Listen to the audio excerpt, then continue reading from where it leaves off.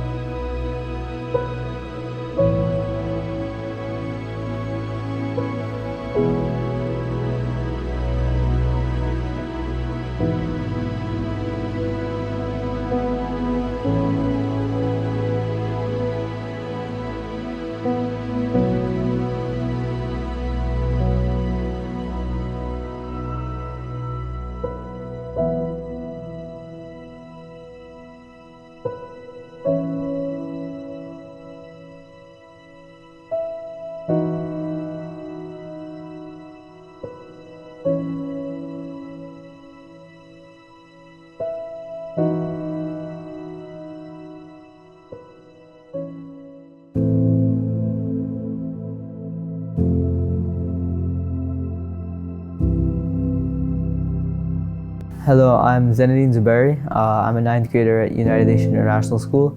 I'm currently 15 years old and I'm originally from Pakistan. Meet Zenedine, an extraordinary teenager who's already done some extraordinary things, like traveling to over 30 countries so far. I like to learn about different cultures and experience them and travel to different places around the world. That's a really important part of what I like to do in my free time. I like to travel because it helps me to experience different cultures. It strengthens relationships. It teaches me about history, which is also something I'm interested in. Every year, Zenedine and his family travel to Karachi to visit his grandparents. But this last trip in December was like no other. On the second day there, they decided to explore the vast depths of this bustling city by taking a tour bus. That's when the guide mentions a forgotten community. We were on a tour bus and a small rickshaw, and he started pointing out that this were the oldermost towns of Karachi, sort of like the ghettos, if you know what I mean. And then there Jews were in these small alleyways and stuff. So then I saw the graveyard. Then I asked about it. He didn't say anything to me, so I decided to just go there a different day. That exchange sparked the teenager's curiosity. He was transfixed on those mysterious tombstones. Why didn't the tour guide say anything more? Were Jews really buried in this graveyard?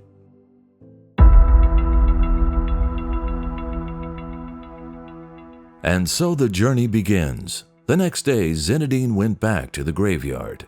Luckily, he had his family from Pakistan to help navigate him along the way. The Jewish burial plot was there somewhere, and it wasn't going to be easy to find. And we started walking, right? And I thought it would be right around the corner. It was a 10-minute walk. So it was a pretty big graveyard.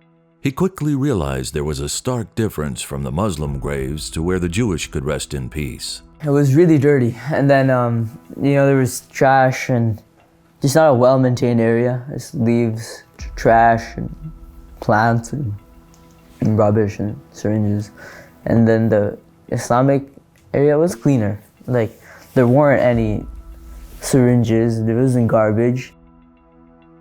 This compelled Zenedine to ask himself, why should people get less courtesy just because of they believed and they were there originally? Right? Maybe not before us, but they were there. They looked like us, they ate food. They were still from Pakistan, so why should, just because they might have had little tweaks in their religion than Islam, why should they get singled out or not have the same respect? Then he thought about his own mortality. Just the thought of if this was me, right? If that was me, do I really want to be left in that nobody visited, and just do I really want to be in that state? Zenadine wanted to do right by these forgotten tombstones and revitalize them. But first, he had to see what his father thought about the idea.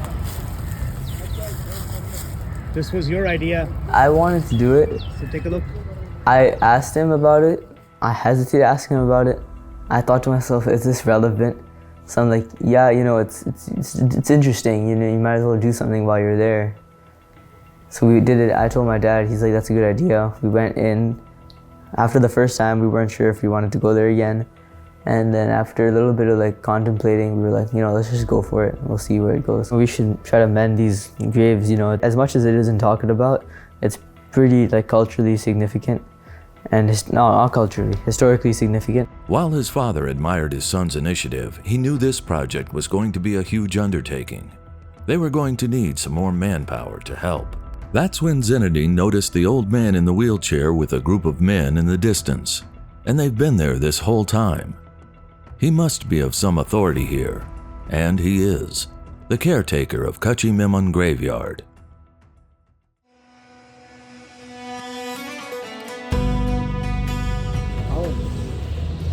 आप यहाँ के boss हैं जी हाँ, और आपके वालिद साहब यहाँ थे, परदादा परदादा। फिर दादा अच्छा, और उसके बाद वालिद The caretaker's name was Babu, and what he likes to go by is Babu Bhai. That means Babu brother, so Bhai is brother in Urdu. So Babu Bhai, 4th generation of caretakers. It was a whole family-run like graveyard. So his entire family, and I'm assuming the team that he had with him were also, you know, part of his family. Zenadine pleaded with the caretaker to have his sons join them in the restoration, but Babu Bhai had his doubts. Many people come in, it's like foreign diplomats, and say, okay, we're gonna fund this project to help them, but nobody actually does it, and that his name could get out in sort of a bad way. He could gain a bad reputation. And we had to explain to them that we are Muslim, as a matter of fact, so, yeah. Zenadine thought to himself, how can I convince the caretaker we are serious, and what's the best way I could show my appreciation for his son's help? That's when he remembered the funds he saved from his summer job. He knew this money would mean a lot more to Babu Bhai and his family. He offered to pay him an advance of Pakistan rupees and promised more as milestones were met. Babu Bhai agreed and shook their hands. The deal was made and he told them to come back tomorrow. Over the course of a week, Zenadine, his family, and the sons of the caretaker, Babu Bhai, put in long, grueling hours restoring the graveyard. Since there's like monsoon season in Pakistan, we had to take out with the big stools the weeds, grass, plants, thorns, and to clean it up, to make it a more clean place to see and walk around. I still have like scratches and stuff that won't seem to go away, so yeah. I came out like having backaches, but it was good. It was worth it. Not only was this project taxing on the body, it was mental as well. Every day they still feared for their safety. There were drug addicts lurking around the tombstones, the perfect place for them to hide from the law. The amount of garbage that were on this, like that you had to actually pick up, the syringes and stuff, that was pretty like nasty to clean, but yeah, it needs to be done. There were gang wars, there was crime, there was drugs, and it could easily be instigated if they deemed you a threat. There also was still mistrust with the caretaker's family. I felt really unsafe because the people around were not used to meeting foreigners, and we're so used to people saying that, oh, we're gonna mend this part of the graveyard, but never actually doing so, and you know, cheating them. So I felt unsafe that, you know, they could not trust us. They would probably make more money asking for ransom if they kidnapped us. To feel at peace, they would always say a prayer walking in and out of the graveyard. Those prayers guided the project into some miraculous discoveries. The community gate where the Jews came in through.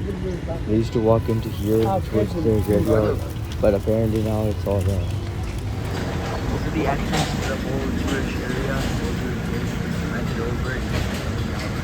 But this is where they would actually come to here, but it's all The more they cleaned, the more they found. There were initially 6 or 7 that we could see.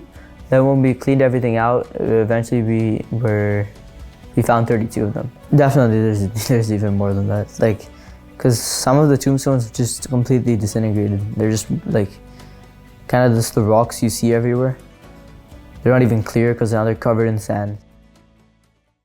But Zinedine wasn't finished just yet. He wanted something more permanent. After getting the blessing from Babu Bai, they leveled the ground and installed red brick reinforcements around each of the historic graves. His family couldn't be more proud of what their son did for a community he didn't even know, especially his father. I would have definitely not done anything like this if he wasn't there to push me. So I think that's important. Like my motivation would have gone nowhere. If he wasn't there and I didn't have support, I don't think I would have done it. He provides like motivation and support to like, you know, do what you want to do, but do a really good job at it. Like mentors and coaches you and supports me, and it's really important. We hope that this story shows that everyone deserves to be buried with honor and the dead should be respected no matter what race, religion, creed, or political beliefs they had. In the end, we're all children of this planet called Earth. Unity is the main form of all religions. We're all in some way, shape, or form connected. And it's important that we live in harmony instead of a world that's like constantly oppressed, because it's not achieving anything. Like, people think it's achieving something, you're not achieving anything.